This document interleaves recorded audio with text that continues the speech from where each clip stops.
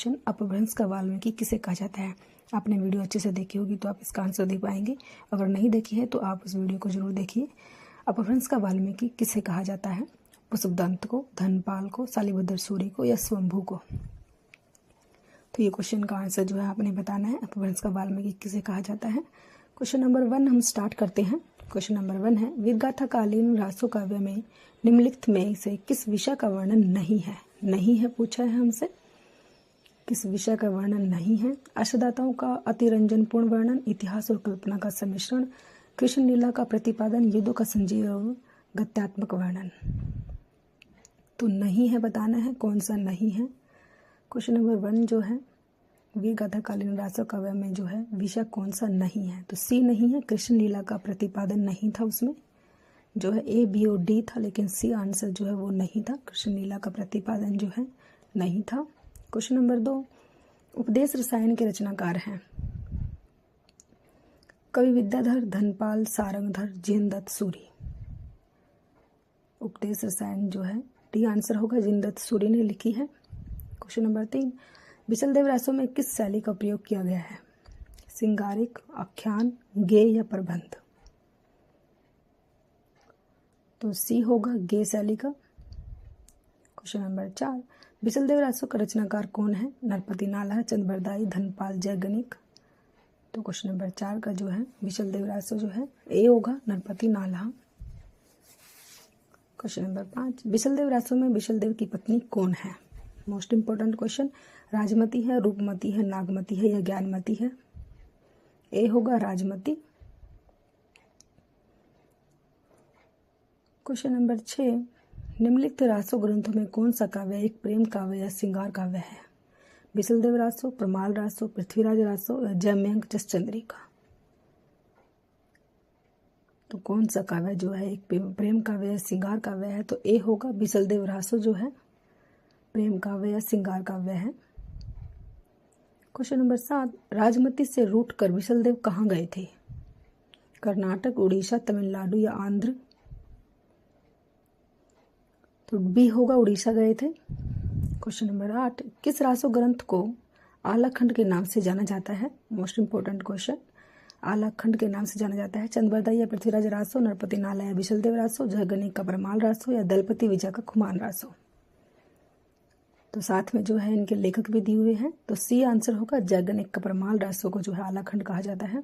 Question number 9, Uttar Pradesh में आलाखंड के नाम से कौन सा काव्य प्रचलित है। हमीर रासो, प्रमाल रासो, पृथ्वीराज रासो या खुमान रासो। कौन सा जो है काव्य जो है प्रचलित है। तो बी होगा, प्रमाल रासो आलाखंड नाम से जो है। क्वेश्चन नंबर 10, आला और उधल के चरित्र को वीर गीतात्मक काव्य के रूप में रचने वाले कवि हैं। भटकेदार, जयगणिक, सिरधर या चंद्रबरदाई। जो है आला और उधल के चरित्र को जो है सी होगा, श्रीधर। क्वेश्चन नंबर 11, आलाखंड नामक काव्य ग्रंथ का दूसरा नाम है। खुमान रासो, विजयपाल रासो, हमीर रासो या प्रमाल रासो। तो डी होगा, प्रमाल रासो। आलाखंड का जो है दूसरे काव्य का नाम जो है प्रमाल रासो है। क्वेश्चन नंबर 12, आला और उदल किस राजा के सामंत थे। प्रमाल, जयगणिक, कीर्तिदत्त, औरंगजेब। जो है आला और उदल जो है ए होगा, प्रमाल के थे वो।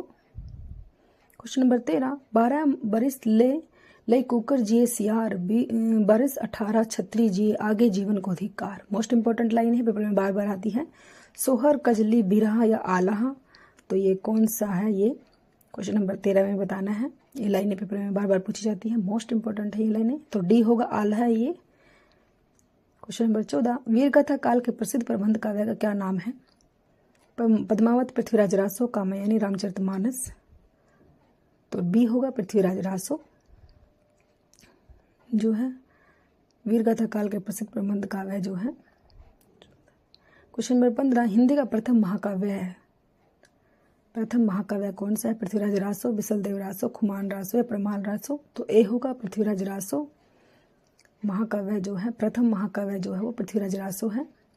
क्वेश्चन नंबर 16, रामचंद्र शुक्ल ने हिंदी का प्रथम महाकवि किसे माना है। विद्यापति को, गोरखनाथ को, चंद्रबरदाई को, अमीर खुसरो को। तो किसे माना है, विद्यापति को। किसको माना है, सी चंद्रबरदाई को माना है।